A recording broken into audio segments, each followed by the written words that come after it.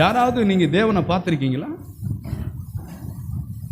கடவுளை யாராவது பார்த்திருக்கீங்களா? ஆனா இருந்தாலும் நம்ம மனதில் ஒரு திருப்தி என்ன? அவரை பார்த்த மாதிரி ஆராதிக்கிறோம், அவரை நம்புறோம், களி கூறுது உள்ள அவரை பாடும்போது மகிழ்ச்சி அடைகிறது. என்ன? நம்பப்படுகிறவைகளின் உறுதியும் காணப்படாதவைகளின் காணக்கூடாத தேவன் நிச்சயமா என்னோடு இருக்கிறார் என்கிற அந்த உறுதி, இந்த நம்பிக்கை. அதனாலதான் இது பாடுறங்க. அதனாலதான் நம்ம யாருக்கும் தெரியாம முட்டி போட்டு என்ன பண்றோங்க, அந்த காணக்கூடாத தேவனை நோக்கி நாம் ஜெபிக்கிறோம். அதனாலதான் இங்க வந்து அமைதியா உட்கார்ந்துருக்கு. எதுக்கு? இந்த காணக்கூடாத தேவனுடைய வார்த்தையை கேட்கணும் இல்லையா? அதான் சொல்றாரு, காணப்படாதவைகளின் நிச்சயமா இருக்கிறது, அதனாலே முன்னோர்கள் நற்சாட்சி பெற்றார்கள். 3, விசுவாசத்தினாலே நாம் உலகங்கள் தேவனுடைய வார்த்தையினாலே உண்டாக்கப்பட்டது என்றும். போதும். இப்ப நம்ம பார்க்கறோங்க இல்லையா, இந்த உலகம் பார்க்கக்கூடாத ஒரு உலகம் இருக்கிறது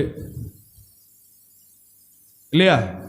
இந்த காணக்கூடாத உலகம் தான் இந்த காணக்கூடிய உலகத்தை என்ன பண்ணுச்சு? உண்டாக்கப்பட்டது. இப்ப இதுல எது சுப்பீரியர் தெரியுமா? காணக்கூடாத உலகம் தான் காணக்கூடியவைகளை உண்டாக்கினது. அப்ப என்ன, எது பெருசு?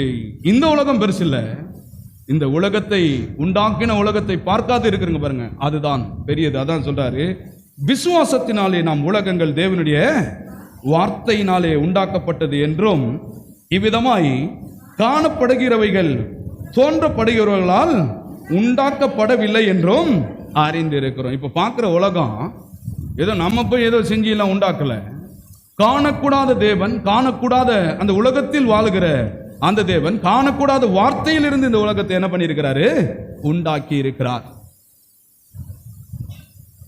பாருங்க, நம்ம சரீரம் இருக்குது. எடுத்துக்காட்டு, இப்ப நான் பேசுறேன், நடக்கிறேன், அசைறேன், சைகை காட்டுறேன், இதெல்லாம் பார்க்க முடியுது இல்லையா?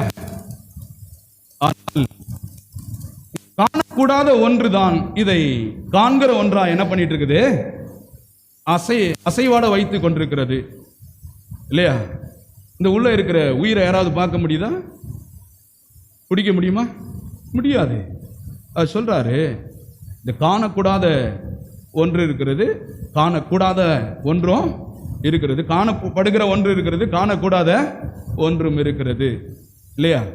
அதுல இங்க என்ன சொல்றாரு? வாசிப்போம். காணப்படாத அந்த தேவன், அந்த எலிசா அதனால தான் சொன்ன இல்லையா, வேலைக்காரன் போய் இந்த கண்ணுல பார்க்கறான். எந்த கண்ணு? மாமிச கண்ணு. அது பார்க்கக்கூடிய கண்ணு. இதில் பார்த்துட்டோடனே ஐயோ ஆண்டவனே போச்சு அப்படின்னு சொல்றான்.